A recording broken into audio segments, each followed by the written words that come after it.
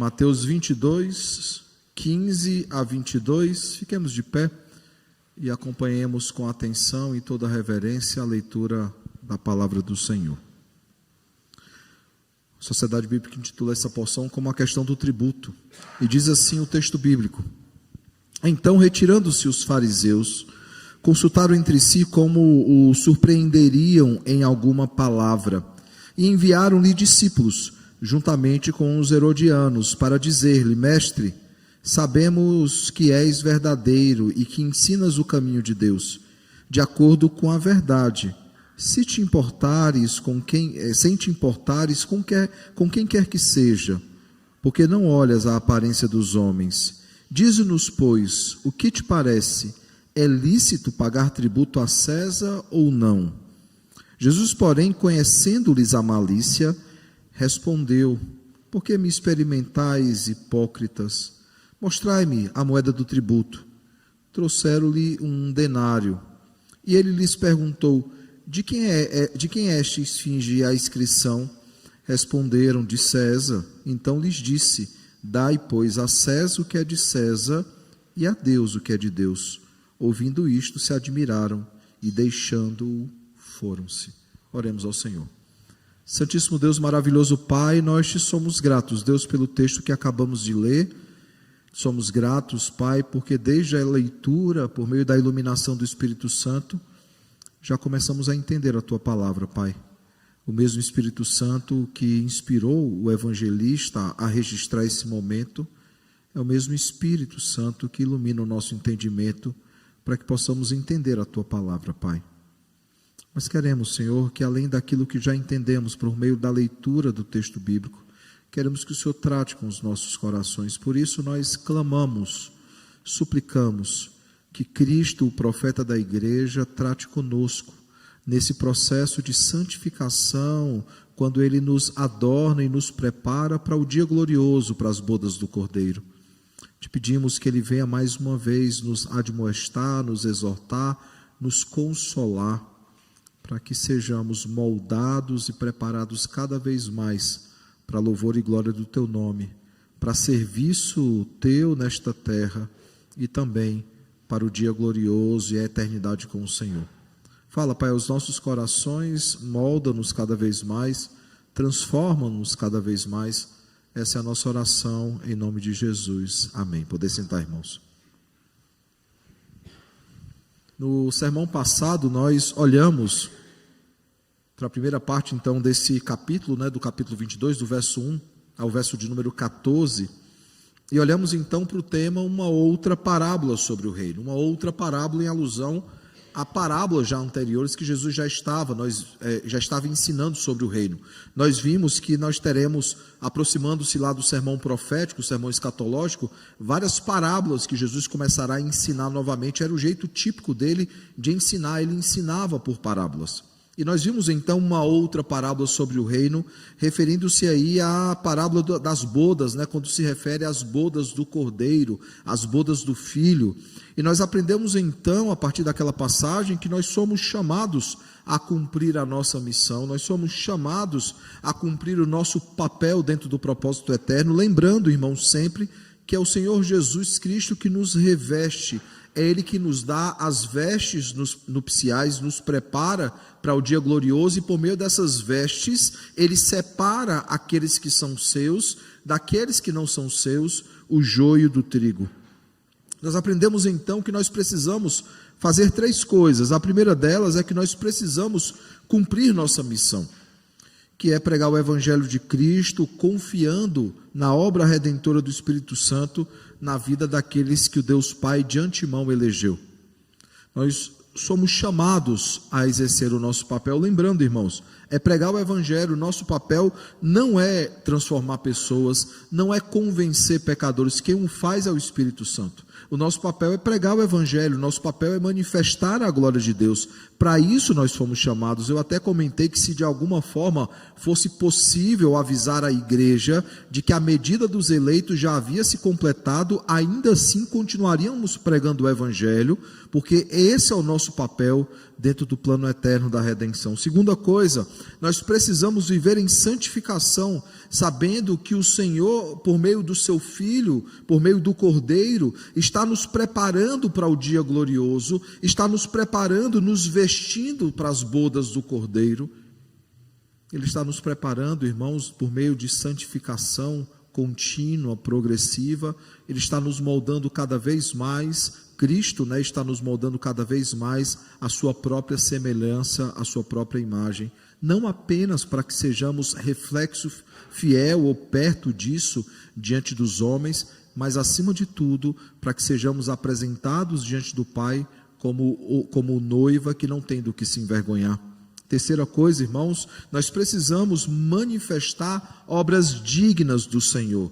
E para isso nós precisamos viver em obediência, temor e arrependimento, vivendo para a glória de Deus e para o testemunho entre todos os povos. A pergunta então que ficou para a nossa reflexão foi: vivemos de modo digno? Bem, irmãos, hoje nós continuaremos nessa semana final de Jesus, lembrando que Jesus está na última semana antes da crucificação. Nós já começamos no domingo, no domingo quando ele adentra lá em Jerusalém, chamado Domingo da Paixão, como alguns chamam, que é quando ele entra, está sendo preparado para a crucificação, quando ele é coroado entre as multidões. E nós temos caminhado nos últimos dias de Jesus, antes da sua morte e da sua ressurreição. E nós temos diante de nós, irmãos, o primeiro de uma série de testes que os adversários de Cristo tentarão em vão contra ele.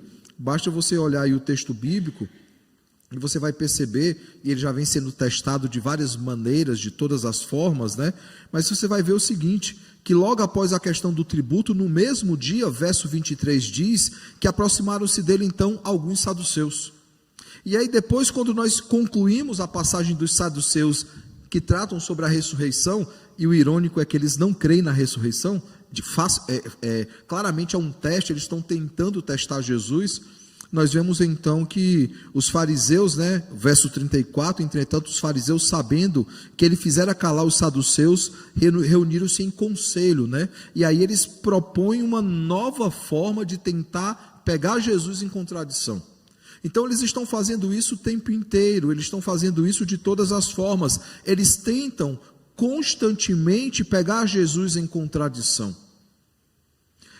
Tanto que eles não vão sozinhos, eles mesmos, eles mandam discípulos. Eles não apenas mandam discípulos, nós veremos que eles mandam os herodianos, que eram aqueles próximos a Herodes, um partido político, e esse partido político era pró-César, pró-Roma. Por isso a pergunta: e esse tributo aqui, é lícito pagar tributo a Roma? Mas antes de nós olharmos para esses detalhes mais profundos, é necessário lembrar, e eu sempre tenho insistido com os irmãos, de usarmos mesmo com a projeção, é um recurso que auxilia bastante, mas sempre temos orientado os irmãos a usar a Bíblia em papel, nem tanto a do celular, mas em papel especificamente. Por quê? Porque nós temos a oportunidade a olhar para a passagem, ver em que momentos essa mesma passagem ela é relatada por outros evangelistas. E nós veremos aqui que Marcos e Lucas, os sinóticos, todos os três, eles registram a questão do tributo. É interessante, irmãos, porque nós vimos sermões atrás, o capítulo de número 17, nós vimos uma passagem sobre tributo, que é Jesus pagando o imposto do templo, do verso 24 ao verso 27, nós vimos que só Mateus registrou essa passagem. Eu até brinquei na época e falei, Mateus, como um típico cobrador de impostos, ele gosta desse assunto. Mas nós vemos que esse texto aqui não é somente Mateus que gosta de contar essa história. Os demais evangelistas sinóticos, ou seja, Mateus, Marcos e Lucas, e lembrando que sinótico é porque eles escrevem sobre a mesma ótica, possivelmente a ótica de João Marcos, que já é influenciado ali por Pedro, alguns brincam que é o evangelho de Marcos com auxílio de Pedro. O fato é que nós temos aqui, irmãos, uma mesma história sendo contada em três evangelhos. E nós vemos claramente, irmãos, que há algumas diferenças entre os três relatos. Mas essas diferenças que existem, elas não invalidam o texto bíblico, como nós já vimos. Nós temos sempre repetido isso, o fato de que um evangelista tem uma perspectiva, o outro tem outra perspectiva. Isso não invalida, por quê? Porque na verdade o que é mais importante na história, o núcleo da história, ela está ali. Mesmo que haja discussão, às vezes até a forma como é chamado, né? Alguns falam que com malícia, outros falam que com ardil, ou seja, de forma ardilosa. O fato, irmãos, é que eles contam a mesma história. Por exemplo, em Mateus nós veremos, como lemos aqui, que os fariseus eles se retiraram, e vemos isso a partir do verso de número 15, né? Então, retirando-se os fariseus, eles se retiraram para tramar contra Jesus. E eles se retiraram logo após aquilo que foi falado contra eles. E antes de enviar alguns discípulos herodianos, eles se retiram, lembrando, irmãos, que o final das parábolas, dos ensinos de Jesus, eles entendem que eram com eles. Olha, ele está falando da gente. Então eles se retiram para tramar contra Jesus. Já em Marcos, nós só temos a informação de que foram enviados fariseus e herodianos. Em Lucas, nós veremos que os escribas e os principais sacerdotes, eles subornaram emissários para se fingirem de justos, para transparecer que eles eram justos e que a pergunta era justa, quando eles esqueciam ou eles não queriam saber que Jesus sondava corações e intenções. O que nós vemos, como eu disse, por mais que tenham essas pequenas diferenças, o que nós vemos no cerne do texto é o seguinte: de forma dissimulada, eles tentavam pegar Jesus em contradição. Isso nos faz retornar então ao texto. Antes de tudo, irmãos, é necessário lembrar que esse imposto de hoje, do texto de hoje, não é o mesmo imposto lá de Mateus 17, de 24 a 27. Por quê? Porque em Mateus 17, nós temos ali o imposto do templo. Aqui nós temos o imposto de César. É um imposto civil, enquanto o outro era um imposto religioso. Esse imposto religioso, como já vimos, ele era cobrado uma vez ao ano. E Jesus, ele entende, por mais que ele faça ali uma reflexão com os que o interpelaram, né? A Pedro, na verdade, é interpelado, depois ele vai conversar, ele chega para Jesus, Jesus já se antecipa e fala do assunto. Ele pergunta para Pedro: Pedro, o filho do rei precisa pagar tributo? E Pedro fala: de forma alguma, tributo é para servos. Ele fala assim: então eu não precisava pagar esse tributo ao meu pai. Mas para que não haja confusão, para que não haja escândalo, vai lá, pega o peixe e vai ter o tributo suficiente para pagar o valor suficiente dentro da boca do peixe, para pagar o meu e o seu tributo ao templo. Esse tributo, inclusive, Jesus entende que é lícito que todos pagassem. É aí a pergunta agora que vem será que é lícito também pagar a César? Porque havia uma insatisfação muito grande de alguns judeus com César, com os impostos que eram cobrados por César. Quando nós olhamos para a vida de Mateus no começo dessa série, e principalmente a conversão dele ali no capítulo 9, nós vimos que havia muita insatisfação com César, com os impostos de César e com aqueles que cobravam. Não é muito diferente dos nossos dias, ninguém gosta de pagar imposto. O fato, irmãos, é que aqui, de forma ardilosa, que é o termo usado por um dos evangelistas, de forma maliciosa, que é o termo usado por Mateus, os fariseus eles se retiram, eles combinam entre eles e enviam então emissários no lugar deles para tentar pegar Jesus em contradição.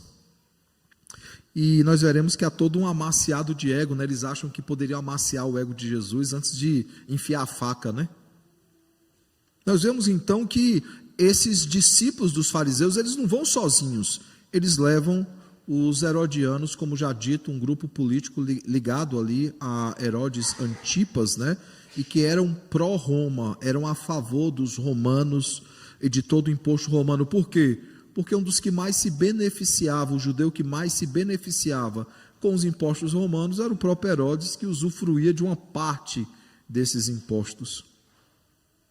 Os fariseus, irmãos, como nós já vimos no próprio texto de Mateus, e Lucas e Marcos, eles relatam um pouco mais à frente isso, eles já haviam entendido que as parábolas se referiam a eles. Eles já haviam entendido que era sobre eles que Jesus estava falando. Então eles se retiraram para poder consultar entre eles, e o motivo dessa consulta e dessa conversa era o seguinte: eles queriam entre eles achar alguma palavra que pudesse pegar Jesus em contradição, ou achar alguma resposta que o colocasse em contradição, como nós vimos no verso 15. No verso 16, nós vemos então que eles enviam discípulos, e juntamente com os discípulos herodianos. E o que é que eles disseram? Veja aí, mestre, sabemos que és verdadeiro e que ensinas o caminho de Deus de acordo com a verdade, sem te importares com quem quer que seja. É interessante essa fala, né? Porque nós já vimos nos outros sermões que os fariseus eram extremamente preocupados com aquilo que as pessoas pensavam sobre eles. Por exemplo, quando perguntado, Jesus perguntou um pouco antes com que autoridade João Batista ele ensinava, com que autoridade ele fazia essas coisas. E eles temeram responder, porque se eles dissessem que era da parte de Deus, Jesus questionaria o seguinte: tá, se era da parte de Deus, por que vocês perseguiram João Batista? Mas se eles dissessem que não era da parte de Deus, eles temiam que a multidão podia fazer com eles, porque muitos gostavam de João Batista. Depois, quando nós vimos que eles percebem que as parábolas de Jesus falam a respeito deles, eles não fizeram nada contra Jesus, por quê? Porque eles temiam o que as multidões podiam fazer com eles. Agora eles estão dizendo o seguinte: você não se importa com quem quer que seja, você não está preocupado com o que falam a respeito de você. Você ensina com autoridade, você ensina de forma íntegra, né? Claro que nós sabemos que eles estão aqui preparando o bote. Mas você não está preocupado com o que vão falar, você ensina o que você quer ensinar. Veja, porque não olhas a aparência dos homens. E aí então ele faz a pergunta, né? Dize-nos, pois, que te parece? Qual é a sua opinião? É lícito pagar o tributo a César ou não? Veja que eles tentaram aqui bajular Jesus, eles desejavam apunhalá-lo e apanhá-lo em contradição, eles esperavam Jesus baixar a guarda para enfiar o punhal nele, né? É interessante, irmãos, porque na manhã desse mesmo dia, Jesus já os havia vencido por meio de uma contra-pergunta. Vamos recordar um pouquinho, retornar aí para o capítulo 21, né, um pouquinho antes. O verso 23 até o verso de número 32 é justamente o texto, como nós já vimos, né, sobre João Batista. E a pergunta que eles fazem para Jesus é: com que autoridade fazes estas coisas e quem te deu essa autoridade? A resposta de Jesus é o seguinte: eu também vos farei uma pergunta.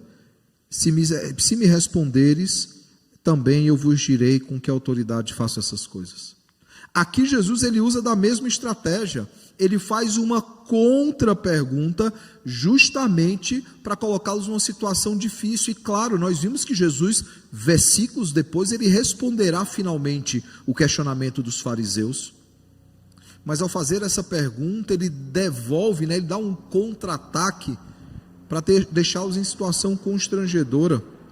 O verso de número 39, né, quando ele diz, por exemplo, né, e agarrando-o, lançaram-no fora da vinha e o mataram, e depois eles vão perceber que isso se refere a eles mesmos, né? Ele chega e ele os acusou de assassinos.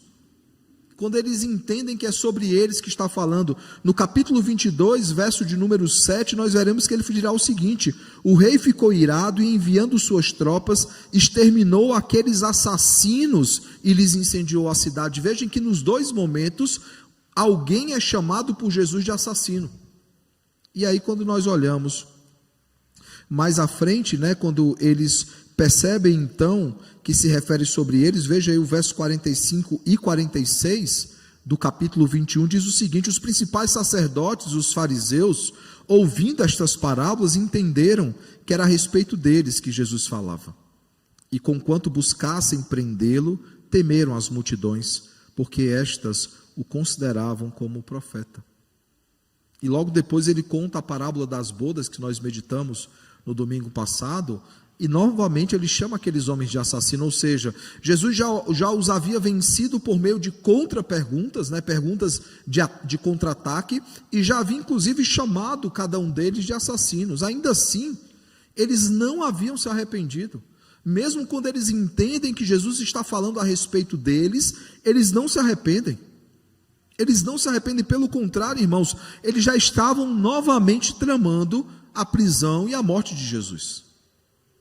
Quando nós caminhamos mais, nós percebemos que eles conspiram então para tentá-lo surpreender em alguma palavra. Por quê? Porque se eles não têm motivos bíblicos para acusar Jesus, eles teriam um motivo de incitar, dizer que ele estava traindo César ao dizer que não deveria se pagar tributo a César.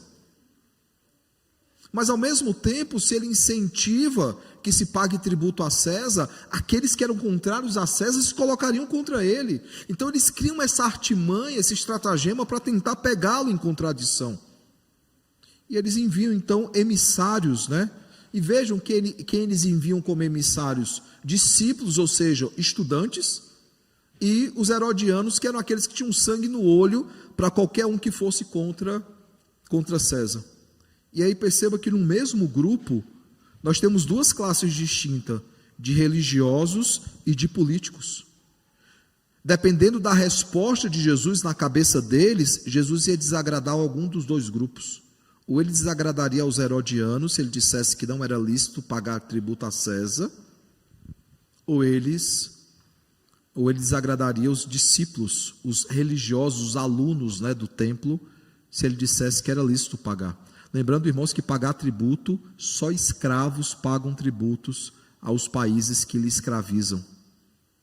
Por isso, para um judeu, isso era absurdo. Depois de tantos cativeiros que eles haviam passado, eles ficarem subjugados a uma outra nação, tendo que pagar tributo a essa nação. Eles conspiraram contra Jesus. Veja aí a contra-pergunta de Jesus, né? Por que me experimentais, hipócritas? Ele já expõe para todo mundo quem são aqueles homens. A pergunta mais dura se dá, pois ele conhecia a malícia. O texto nos diz isso claramente, né, no versículo 18, né, quando diz: Jesus, porém, conhecendo-lhes a malícia, respondeu: por que me experimentais, hipócritas? Cristo então solicitou a moeda do tributo. Nessa moeda é um denário. Um denário equivalia aí, irmãos, a um dracma, né, que era a moeda mais usada entre os judeus, que equivalia a um dia de trabalho. Veja aí o valor desse imposto, né? A gente paga mais do que isso, né? Hoje em dia paga bem mais do que um dia de trabalho, infelizmente. Um dia de trabalho, irmãos. Ele fala assim: cadê a moeda do tributo? Vai lá e traz a moeda para ele. Então ele faz uma segunda pergunta. E uma pergunta que eles não estavam preparados. E a pergunta foi: de quem é essa esfinge e a inscrição? Qual o rosto que está aqui na efígie e na inscrição? Quem é que está aqui representado? E eles responderam: César. E aí veja a resposta sábia de Jesus, e profunda, né? Dai, pois, a César o que é de César, e dai a Deus o que é de Deus. Versículo 21. Vejam que aqueles que chegaram ali tentando testar Jesus, saíram de lá admirados. No versículo 22 isso fica muito claro. No final das contas, Jesus respondeu de forma satisfatória aos dois grupos. Os dois grupos saíram de lá contentes, porque nem ele se opôs a César, tampouco ele se submeteu a César, no sentido de submeter-se em escravidão. E talvez alguns achem que Jesus ficou ali meio que em cima do muro, e não, irmãos.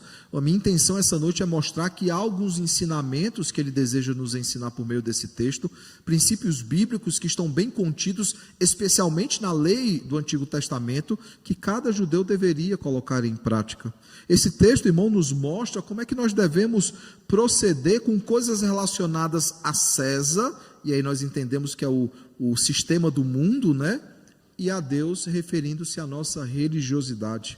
Eu pergunto, quais são as lições que esse texto então traz para nós? O que é que ele nos ensina? A primeira coisa, irmãos, que ele nos ensina é o conceito de submissão às autoridades. É óbvio que todos aqui odiavam ter que pagar imposto a Roma, a moeda do tributo. Eles pagavam de bom grado, irmãos, o tributo do templo. Nós vimos que se referiam a 2 dias de trabalho. Mas pagar a Roma, irmãos, pagar a Roma simbolizava uma submissão a Roma. Assim, se Jesus simplesmente defendesse o pagamento de tal tributo, ele afastaria boa parte dos seus seguidores. Mas se dissesse não, irmãos, ele seria acusado de traição a Roma pelos herodianos. De forma que a resposta de Jesus, como nós já vimos, ela é suficiente para separar o seguinte: aquilo que refere-se às coisas desse mundo e aquilo que se refere às coisas de Deus. Ele propõe uma separação, não uma dicotomia, porque tudo é do Senhor, mas ele separa os dois assuntos dizendo o seguinte: as coisas que são relacionadas ao reino, que sejam dadas ao reino, e aquilo que é relacionado a César ou ao este mundo, seja dado a este mundo. Ele traz aqui, irmãos, a fundamentação da relação que os discípulos deveriam ter com o governo civil e que nós devemos ter com o governo civil. Paulo, ele enfatiza isso mais em Romanos capítulo 13, quando ele vai falar sobre a questão da submissão às autoridades. Outros escritores bíblicos, como Pedro e João, Pedro especificamente, ele vai inclusive dizer que a insubmissão às autoridades, a insubmissão às autoridades pode ser uma das marcas dos falsos profetas, dos falsos mestres e do anticristo. Claro que nós temos aprendido, irmãos, que essa submissão se dá em obediência ao Senhor. Se há alguma lei, se há alguma ordem que for dada que desobedeça ao Senhor, nós somos obrigados a desobedecer essa ordem para obedecer ao Senhor. Basta lembrar dos amigos de Daniel que não se curvaram à estátua, basta se lembrar do próprio Daniel que não deixou de orar, ele orou fielmente ao Senhor. Por quê? Porque a nossa submissão, ela é acima de tudo ao Senhor. Assim, irmãos, o imposto do templo, ele deveria ser honrado tanto quanto o imposto de César. É isso que Jesus está dizendo, porque haviam finalidades distintas. E sabe o que é interessante? Nós vamos aprofundar isso mais à frente, no terceiro ponto. O mais interessante, irmãos, é que hoje é o contrário. Hoje a gente tem mais fidelidade a César do que a Deus. Que é um exemplo bem simples. Não é que ninguém reclama, ninguém gosta, eu sei. Mas todo mundo paga em dia os seus impostos. Mas quando se refere às coisas celestiais, às vezes a gente é moroso, a gente quer brigar, quer reclamar, quer contar moeda. Hoje é o contrário a questão. O que Jesus está dizendo é o seguinte, meus irmãos, pegando o capítulo 17, inclusive é, aquilo que é do Senhor tem que ser dado ao Senhor, e aquilo que é de César tem que ser dado a César. Os dois não podem se misturar.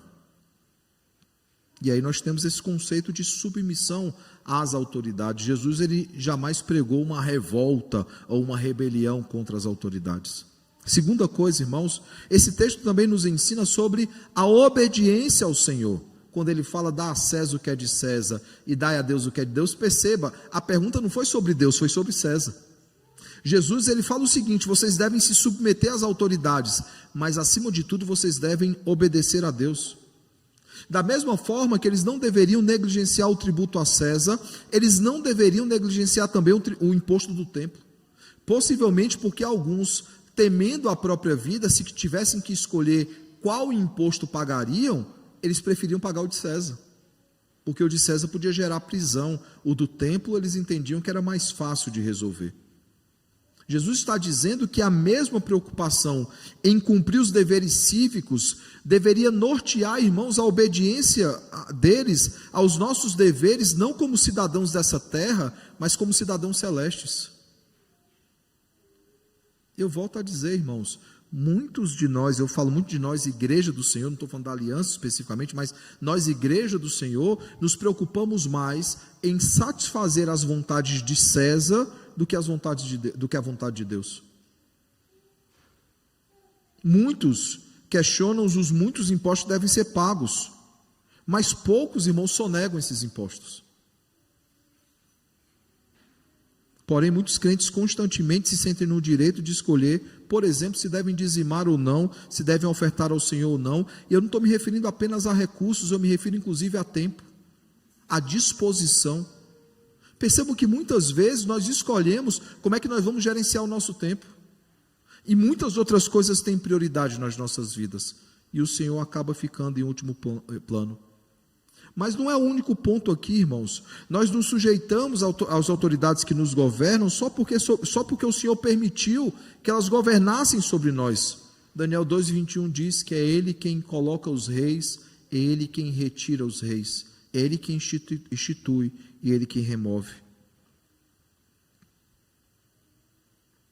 Agora, se nós nos sujeitamos às autoridades que governam sobre nós porque o Senhor permitiu, imagina como é que nós deveríamos proceder diante do Senhor de toda a terra, de tudo e de todos.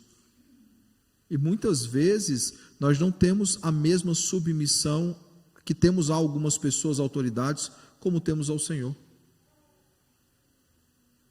Muitas vezes, ao invés de dar a Deus o que é de Deus, nós só nos preocupamos a dar a César o que é de César.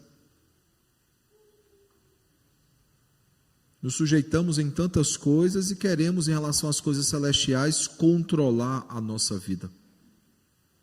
Isso nos leva ao terceiro ponto importante dessa noite, porque ele não ensina apenas sobre submissão às autoridades ou obediência ao Senhor, ele ensina sobre fidelidade ao Senhor.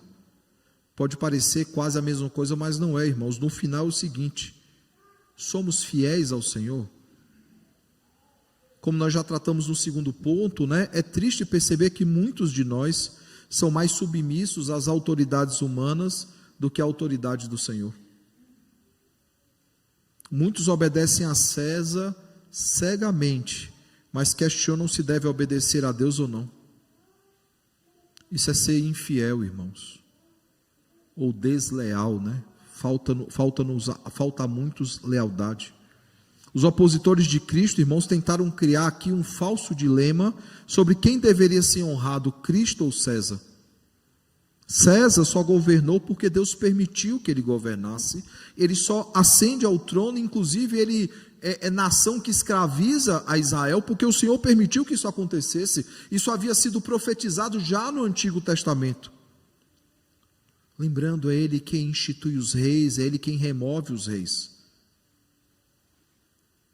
César, ele governou porque o Senhor permitiu, mas é o Senhor que reina, é o Senhor que governa eternamente. Ele não divide, irmãos, sua glória com ninguém. Ele não divide o seu senhorio com ninguém. Todo governo humano, irmãos, todo governante tem um poder temporário que cessa depois de um momento.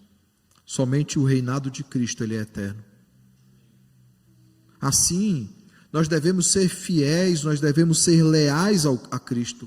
Nós não devemos ser leais ou fiéis às ideologias desse mundo, às autoridades civis ou até mesmo autoridades eclesiásticas, tantos que nós vemos fazendo loucuras porque obedecem cegamente a autoridades eclesiásticas, mesmo quando essas são infiéis ao Senhor.